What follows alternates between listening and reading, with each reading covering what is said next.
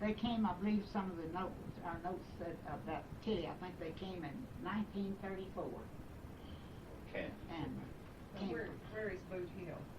It's right just out of town here, between here and, you can see it coming in better than you can coming out. Around this right on the hill, it's not a curve. Still a cemetery there? Yeah, that's there, yes. That's where he's buried. that's where he's buried. Well, there's quite a few. Miss Brandon Burke, they're the old people at the grocery store. And Yeah.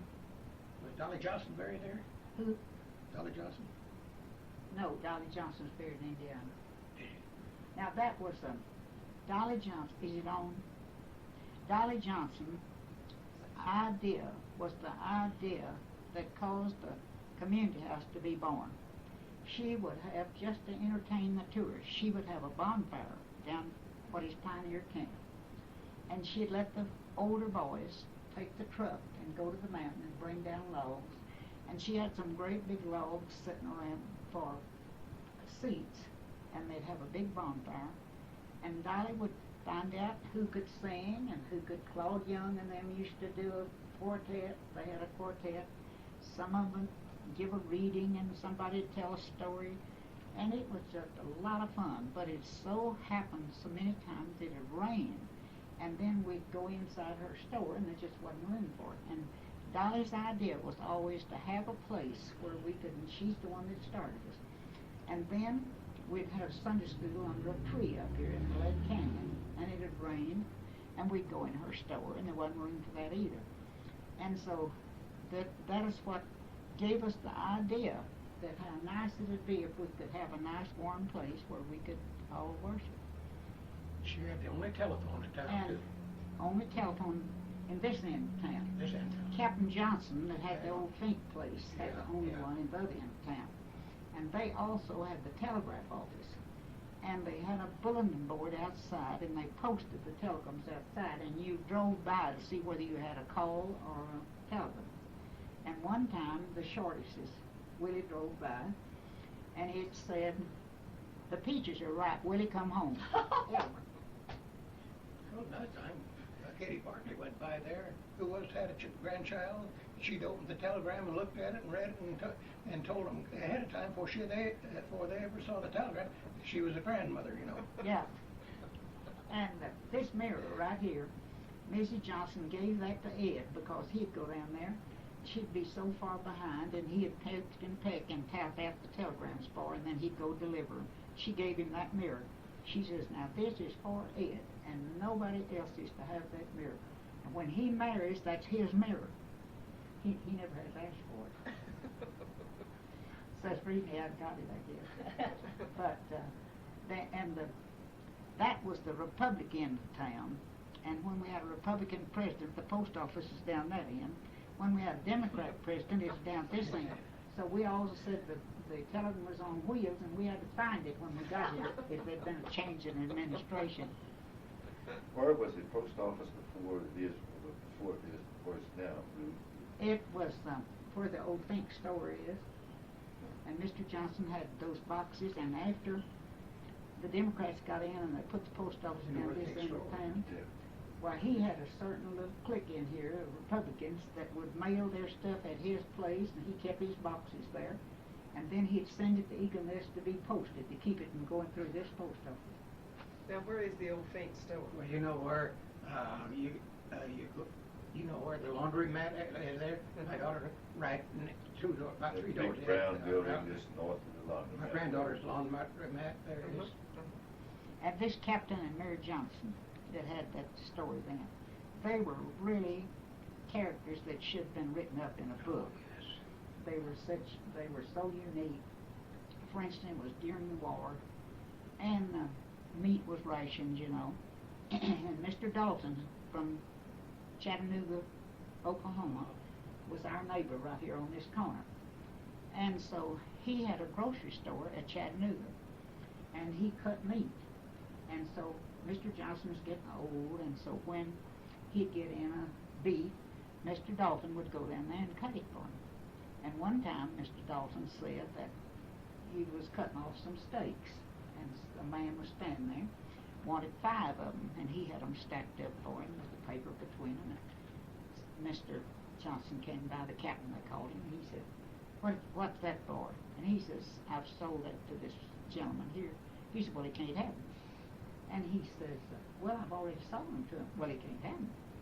And just jerked them out and put them in the refrigerator. And we had a guest, Maisie's uncle, and his wife made the most wonderful enchiladas that you ever saw. And so he went down there to get the cheese for the enchiladas. And so he said, we don't have it. He said, well, I want that kind right there on the block, these big round things, you know. He said, that's what I want right there. Rat trap, please. He says, I told you I didn't have it. And he says, well, there it is right there. He says, I said I didn't have it. It's not for sale. And Uncle Newt came on back and told us that they had it, but they wouldn't sell it to him. They said, you go back down there and tell him that you're my uncle and that you're a guest at Ruth and Maisie's. He said, well, why didn't you tell me that?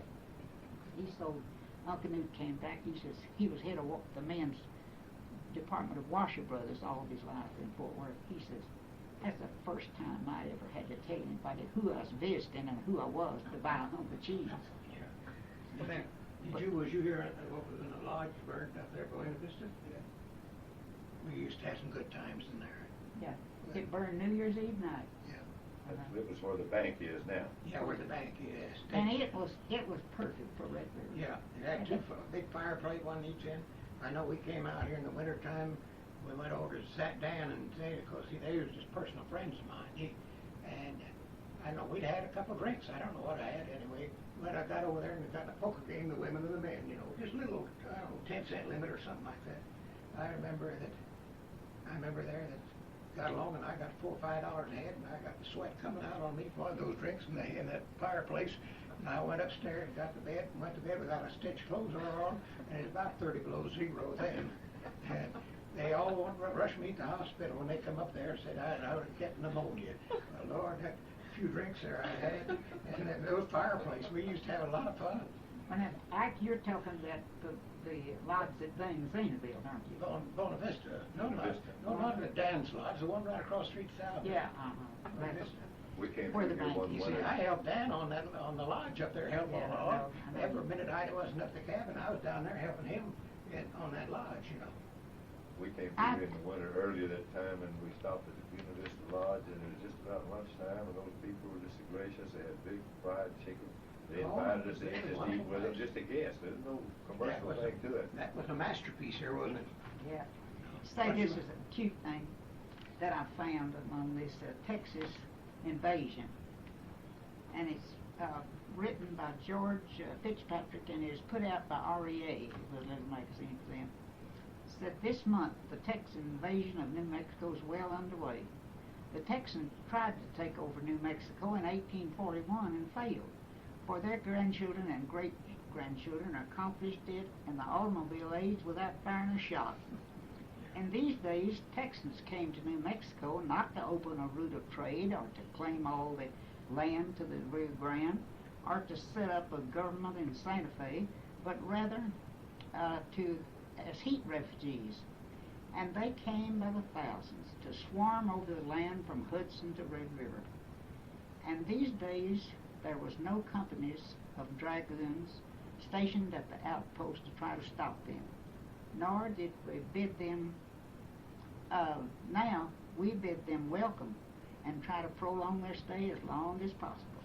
When the Texas-New Mexico boundary dispute was settled by the Congress, Texas was granted $15 million in indemnity. Nowadays, New Mexico gets that back every year from the visiting Texans. And they have probably spent more than that buying summer homes and ranches in the mountains, resort areas like Ruidoso, Cloudcroft, Taos, Eagle Nest, and Red River. They get their biggest trade from Texas. At any of these places, you can expect to see more Texans license plate than New Mexico. Said on any day in summer, you can drive to the most remote fishing stream high up in the mountain. Just about the time you think you're all alone in the whole vast wilderness, you turn a curve in the road and come upon a Texas car parked off to the side, and the whole family lazily enjoying a picnic and fishing in the little stream. Said accommodations include 7 lodges, 26 cabins, camps and courts, 14 cafes and dining rooms, stores, cocktail lounges, and a beauty parlor and a laundromat. In addition, there are forest camping areas for those who bring their own tents or trailers. And the Red River Pass Highway is alone worth the trip from Texas. This is one of New Mexico's most exciting and most scenic mountain drives. Coming from the east, you drop down from an elevation of 98.52 feet by a series of switchbacks to the floor of the valley at 87.50 feet. The magnificent spectacle of scenic view from the road is never to be forgotten. So the road is safe and not difficult to drive, but is not designed for speed. They tell the story of the bus driver on Red River Pass who, as he started down, turned to his charter party and said, "If these heights bother you, as we turn around the sharp curves, just close your eyes." That's what I always do. Obviously, Red River Pass is no place to close your eyes, either if you're driving or if you want to enjoy some of the most interesting, spectacular scenery in the West as a passenger. Said S. Omer Barker, a writing fellow up at Las Vegas, has described New Mexico as the place where Texans come to cool off and brag about the Texas climate. When they get home, they must be bragging about the New Mexico climate too, for their neighbors are invading New Mexico each year in greater and greater numbers. That was good. That's good. That was cute. Well, I Did think, you shut that off? oh, Well, this wouldn't do it. But you know, when I come here in 1933, shut it off, it's all right. It wasn't this that told me. I came out there, Charlie Bucco, remember him? Up there, he was a mechanic up there, and he had the bar. And my wife got mad at me because I first got there, I didn't even help her unpack. I went in on and went to work in the bar. But anyway, they would come down here the next day. And to me, that was the greatest thing, those switchbacks. And when I built my cabin, one of my farmers out there let me have a 2-ton international truck, new one. And I loaded that thing on there, 10 sections, cook stove and everything, rafters and cut and everything, because we had set it up in my backyard. My daughter and I bolted it together. And I had all those kids out there, Johnny Moots and Bud Moots and Johnny Moots and Bud Gallagher. All those kids helped put that thing up, and then we put that cabin up. But what I could say, we stayed from 34. We stayed in Young's Ranch until 1941, I think, or two. They were built, and the first few years there, we paid $3 in a week for a kitchen and a bedroom. And I had 2 beds in it, and the mice jumped from one bed to the other. My wife would catch them in a trap and put them in the fire, and the kids would all cry.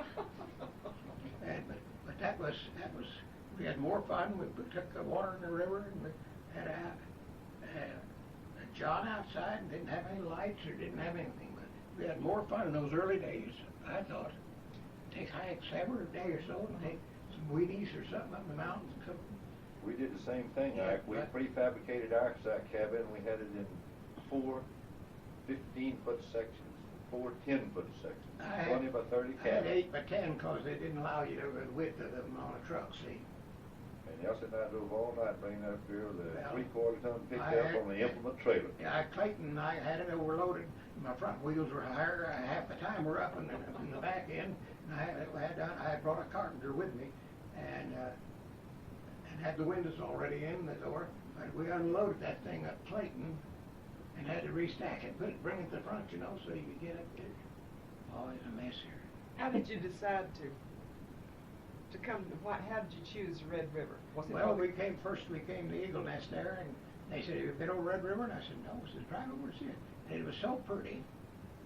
And we come down right by Young's Ranch there, and so we was put free, you know, and so it was right after in the hard times of 34, you know, in the hard times there was 28, I lost $25,000 in my business. You know, just got started in 28, lost $25,000. But we had $50, all we had to come over out here, and I had to buy tires, and that was that. So, but it was so pretty here, and my wife loved it. So we went there, and after we lived there, the other people meet it. The Majors came out there, and Amy Carl come out there. Herb Reinhardt's folks come out. We had 7 families meet it there. They called it Little Enid. And we promised Warren Howell, my brother-in-law. We went up and we got up there, Mr. Young, and we wanted to buy a strip of land right there, right next to it. It was outside of the city limits, see. And Gussie just raised the devil. Finally, he said, "Okay, I'll sell it to you." So he sold me 4.5 lots for $337. You could get $25,000 a lot for it right now. That's right. But anyway, and she said, "You're not going to sell it." And she put her, quashed the deal, see. He finally went through with it, and that guy over to Wichita Falls over there, he kept putting the wire fence over, so he had more. What's that lumberman? What's his name? Fred Coning. Cone. Fred Cohen. He come over there and I'd tear the fence down and push it back. And Mr. Young put up the pegs where the land was. And I had an awful time with Mr. Cohen. And So did everybody else.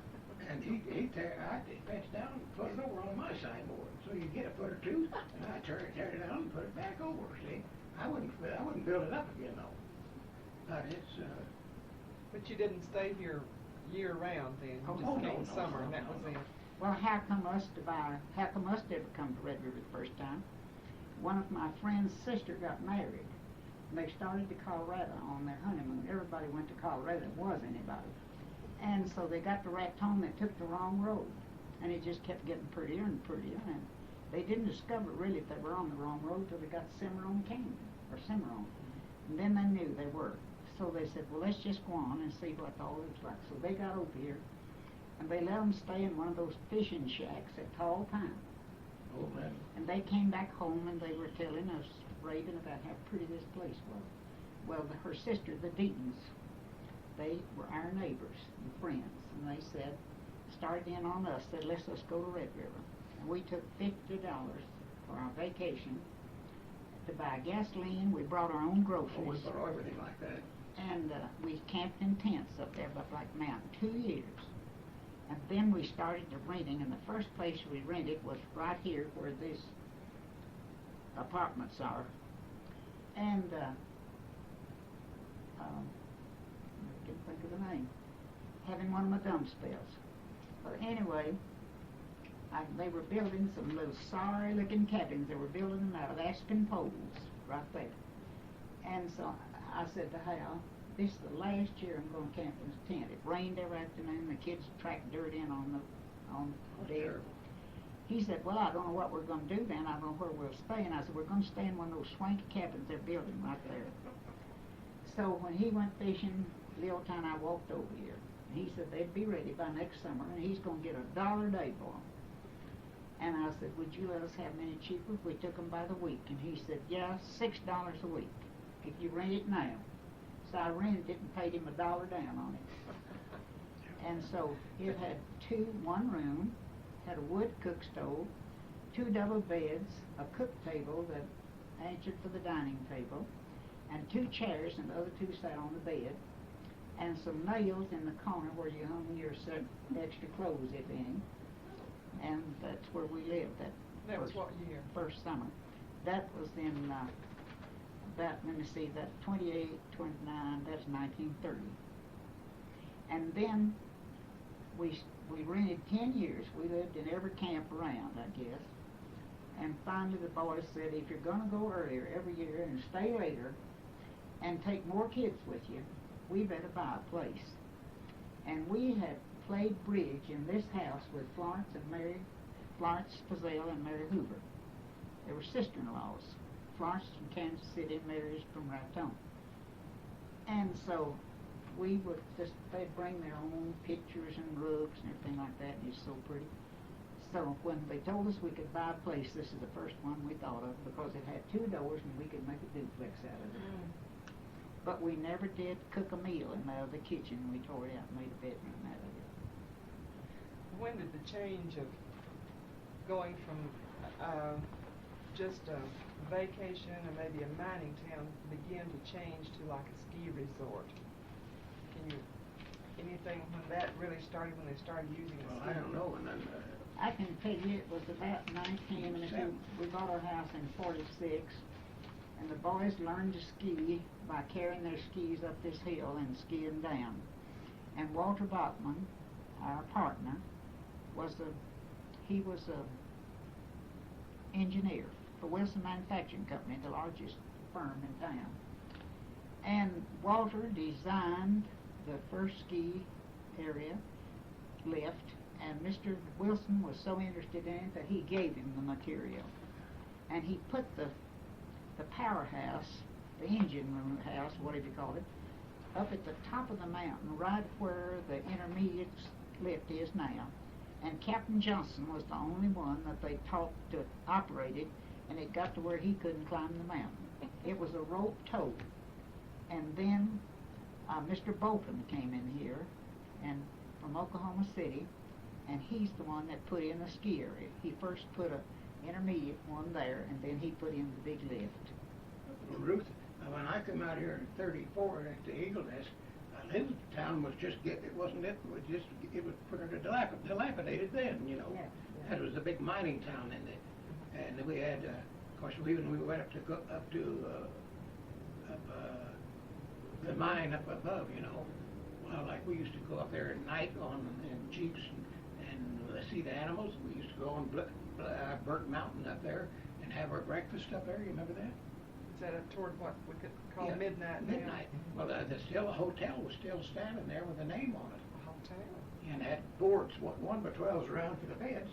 That was still there when we went. There's part of it still there. No, it isn't very much there. There's fuel. But what the puzzle was me, I had an old timer here. I asked, you take up the mine up above us there, up by Goose Creek, you know that one? How they got those boilers up there? You know how they got them up there? The horses couldn't pull them up. They put skids under them and fat pulleys and pulled them by hand about 7 or 8 feet, and then put the skids a little farther, and that's the way they got those big boilers and engines up there. That was always a puzzle to me, you know. The first Chamber of Commerce was organized in March of 1947. So the community house was first. We got worried several times about that community house whenever we get our lease again, don't you remember? Yeah.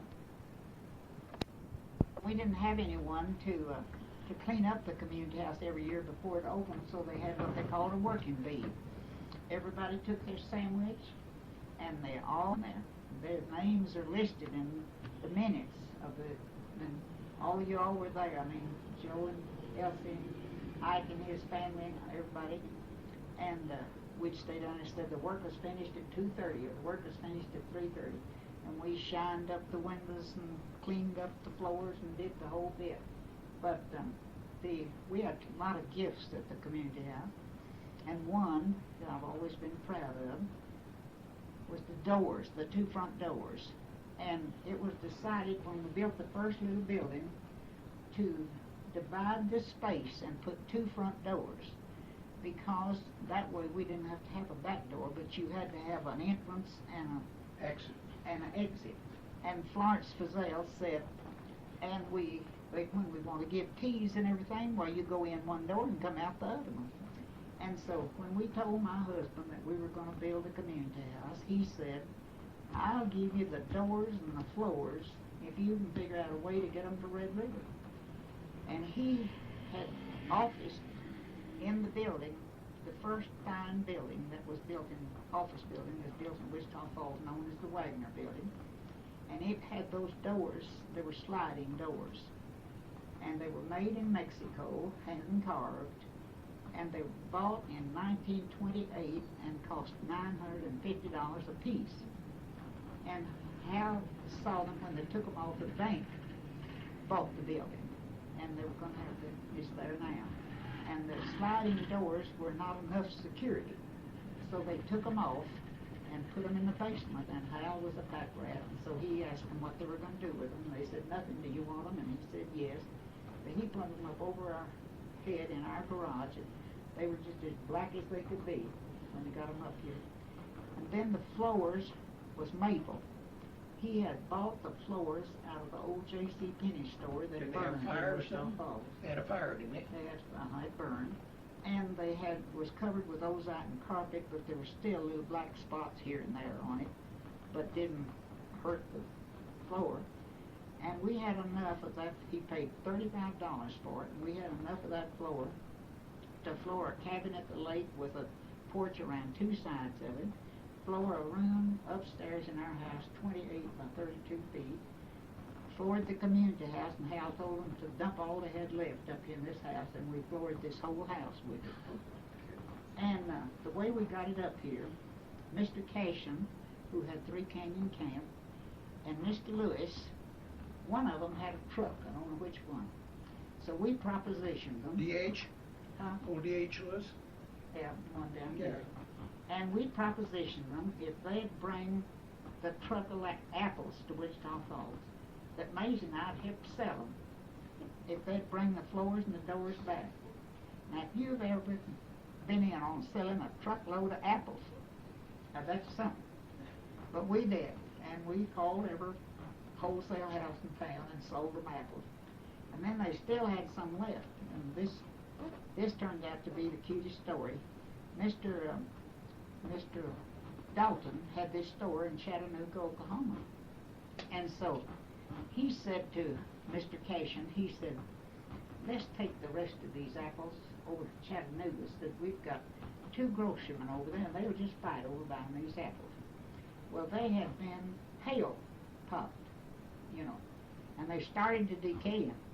And every morning they'd have to sort out the ones that's getting bad.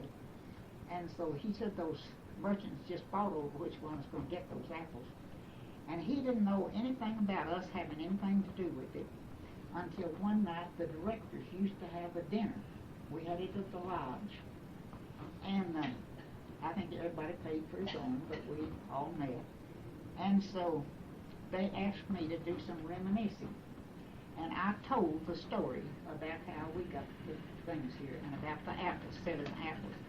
Mr. Dalton's face got as red as fire, and he started laughing.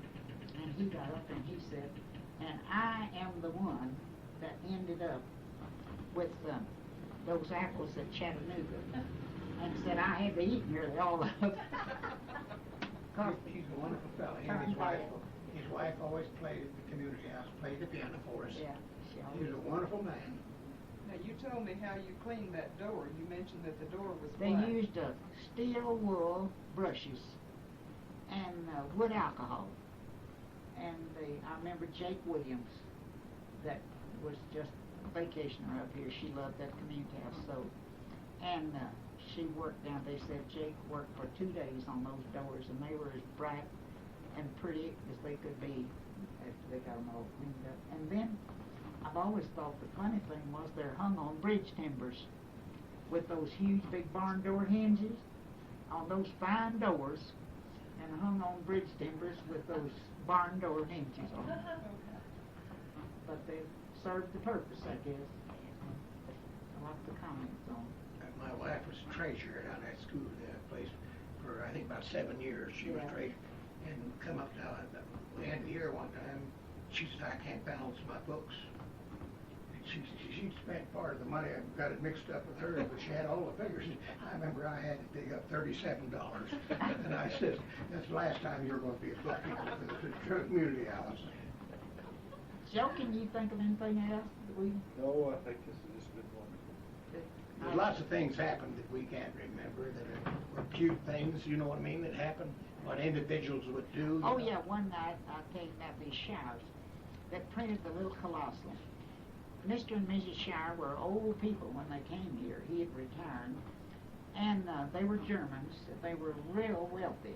But he didn't want to buy a lot in Red River. So he took a little mining claim in one of the little canyon that's on the pass. And he built a little house, and real rough. And then he built a door and everything for his mine. And so the mining inspectors came in here one year, and they had him open the door, and there wasn't a bit of digging back there at all. He just had his tools hanging, and he just had this. So they made him move it. But they were the cutest couple. But one time when we were having one of our sales down at Tilly's, we were making sandwiches and selling them, you know, late at night. and Mr. and Mrs. Shire brought their own sandwich, and they would get a beer together, and they'd divide this beer and drink it. And they had their places where they sat at night, and she crocheted and he read the Wall Street Journal. And they got down there real early at Tony's every night. And we were just so mad at them, we didn't know what to do. Well, poor old things. They decided that they wanted to travel and see some of the world. So they told us, they said, we have bought us a trailer, and we are going to travel around over the United States. And they were way in their 80s then. And I said, Miss Shire, are you all going to drive yourself? They bought it at Albuquerque and they were going to go pick it up.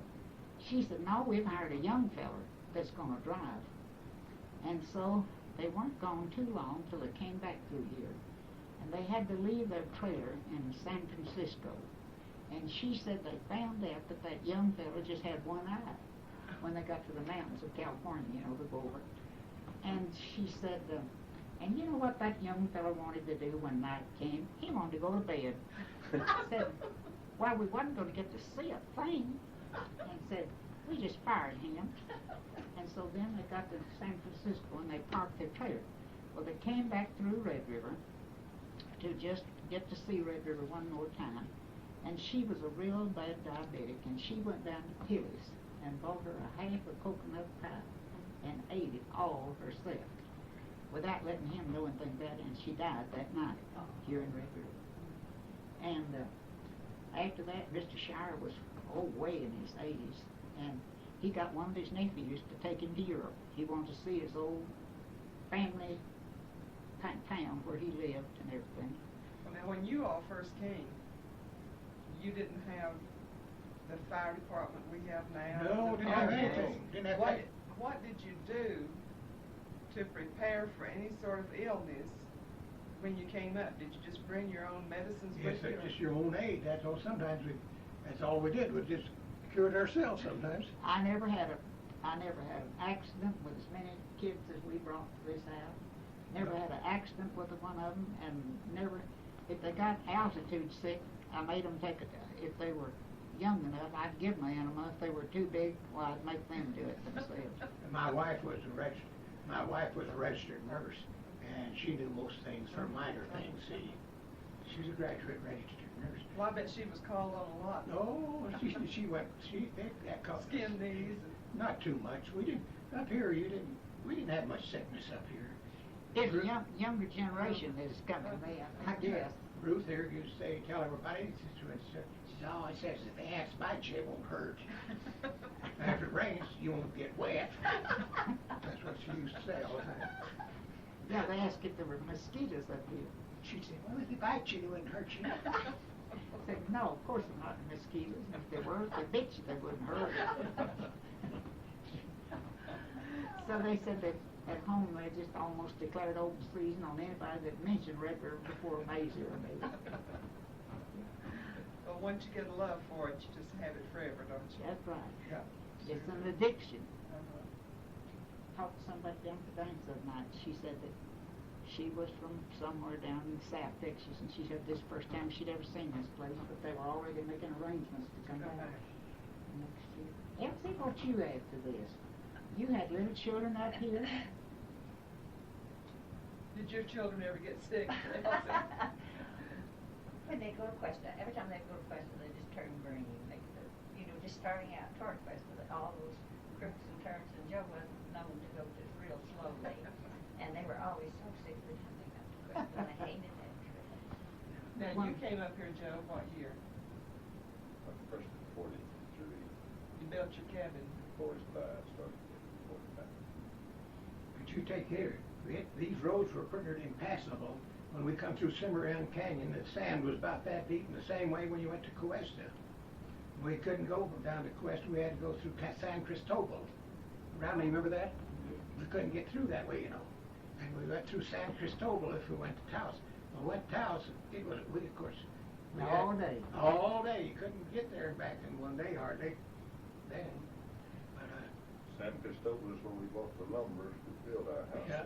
But there isn't much there now. I went through there the other day just to see it. But it's filling station, little grocery store, a few cabins.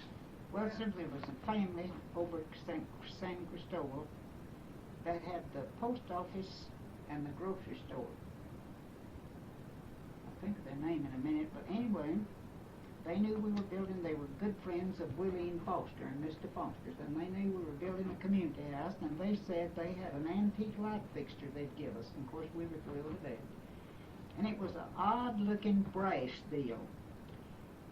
And Walter couldn't figure out any way in the world to wire that thing and have a shade or anything on it to make it look like anything, and the community house needed two of whatever kind of fixture they put in there. So one day about, I guess 5 or 6 years ago, I decided I'd turn off and go to San Cristobal and see this family. And I walked in and I said, what is their name? They're still there. And I said, I'm Ruth Yeager. Do you remember me? She said, I think I says we gave you an antique light fixture for the community house and you hung it in your own house. I said, well, you are mistaken. You've just got me tangled with somebody else. Oh, no, I haven't. She says, we gave you an antique light fixture for the community house and you hung it in your own house. I couldn't figure anything out, but yet there's something rang a bell with a little box with something wrapped up in newspaper in it. And I went home, and that's after Maisie couldn't come up here anymore, and I went home and I told Maisie that. Maisie says, Ruth, that rings the bell with me. She says, I'm going to have Walter to go through our attic. And they had it upstairs like we did in an attic and stored them. And Walter went through and found that thing. And it was the funniest looking thing. It had kind of a crossbar on it, but it didn't have any way to put a shade. It had just kind of a little old bulb on it, and it wasn't pretty at all. So when she kept, Miss Mackey is her name, when she kept going on about it, I said, well, Miss Mackey, I know I wouldn't put it up in my house. The thing is too ugly. And I said, that's one of the reasons we didn't try to work out anything for the community house. First place, we needed two, and the next place, it had no charm, whatever. So I brought it back up here, and I took it over to her. And she acted just like, well, you've taken it down out of your own house and brought it back over here. She never did. I don't think believed me. Mackey was the one that was there when we bought the home. Yeah. My brother-in-law, Warren Howell, was always a big kidder. And of course, I'd come out here and I left my wife here all summer. I'd go back and come back and forth. Lucille, his wife, he'd come back and forth. Walter Poor, he had a cement block business. He'd go back and we'd buy and drive ourselves at night, come out here. And he cited some more, Ruth Yeager and different ones. He says he warned every man out there. Everybody said, don't go out there. You ought to see Vern Henry, because see how skinny he is. That was his thing. That don't go out there and stay, he says. Well, men were, let me tell you something. Men, Tony said, were a relic, wasn't they? And they was a prize if you could get them to dance.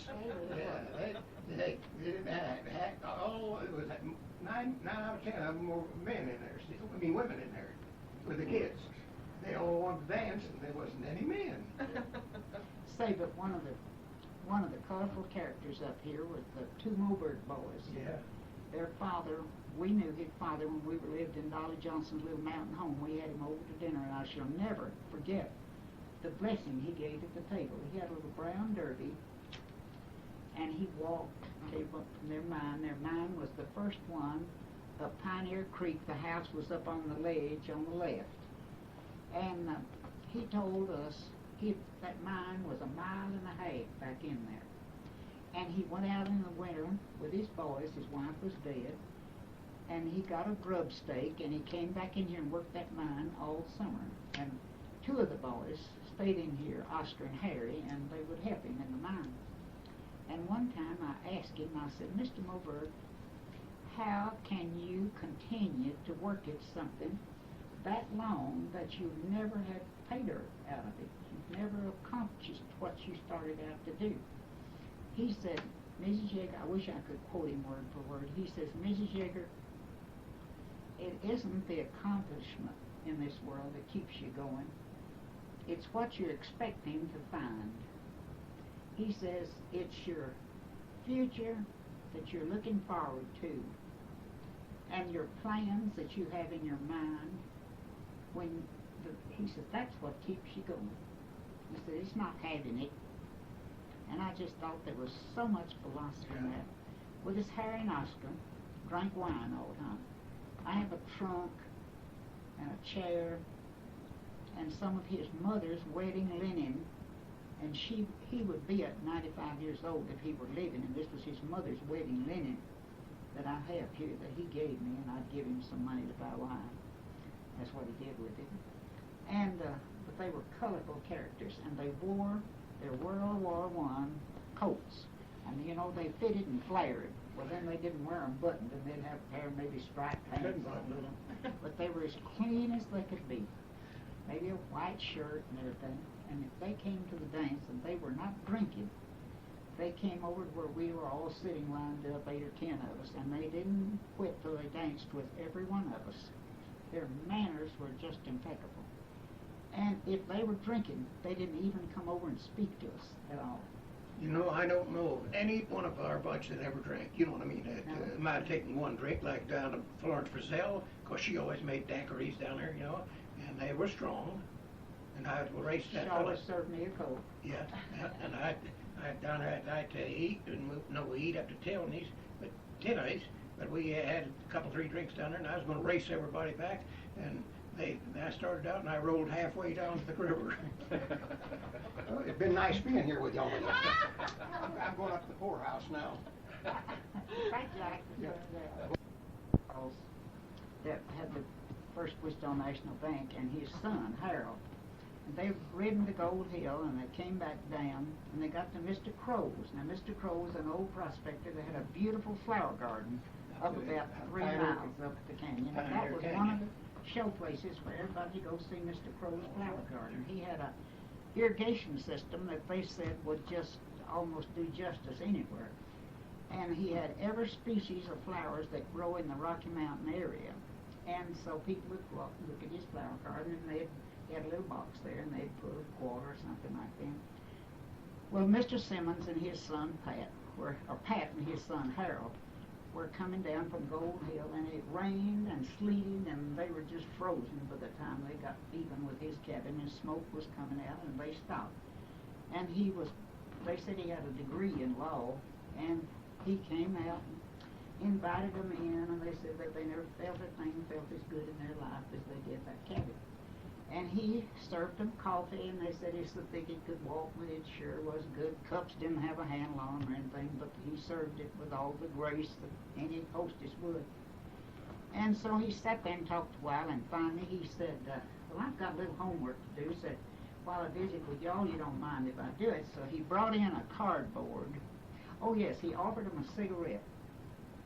And they said that they thought it was the funniest looking thing they ever saw, but they wanted to be nice, and so they took a few drags off of it, whether they smoked it all or not. So he brought in this cardboard, and there was little lumps of stuff here on this cardboard, and they were dry. And so he sat down, he started fixing it in his hand and rolling it in paper. He rolled in these cigarettes, and it was his tobacco goods that he had dry. And so Pat was one of these backslappers. So Mr. Crow pointed to this big bunch of logs that he had over across the way, and he said he was fixing to build a big resort hotel up there, and he was going to sell stock in it. So Mr. Simmons told him that's the finest idea he ever heard of. He said he sure wouldn't mind having a few hundred shares of that stock himself. And so they left, of course, and so some of the gang from here, Wichita Falls, heard about this conversation. They went home before Patton and Harold did, and they wired him, drawing draft on him for so many 100 shares of stock in Mr. Crow's hotel. No, that garden he had up there, Draft tax. we all walked up that garden. I walked up there many, many a time. My mother-in-law, when she was approximately 75 years old, she walked up there. And she walked all these hills with us. But that was a sight up there. That was one of Red River's show places. I rode horses up there, and I walked up there to the Gold Hill. There's what should, if somebody should, and Johnny Brandenburg and Bob Prunty would be the ones that could do it. They ought to write a book on these old prospectors that were here when Well, Bud Gallagher too, could give you a lot of information too. Yeah, and there's Mr. Crow, Pete Del Dorsey, and old Joe Kennard Yeah. from up the river. And then this Colossal. I was Yeah. just reading about Joe Kennard.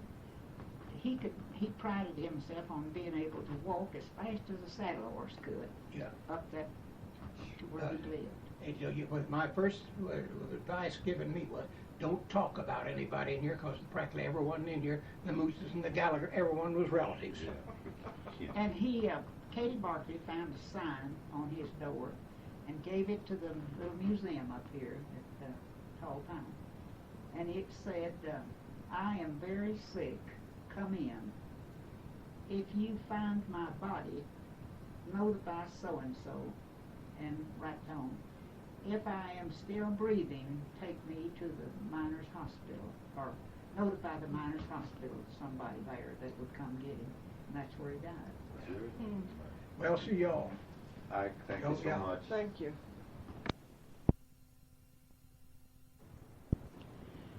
As we conclude this time of remembering the earlier days, our heart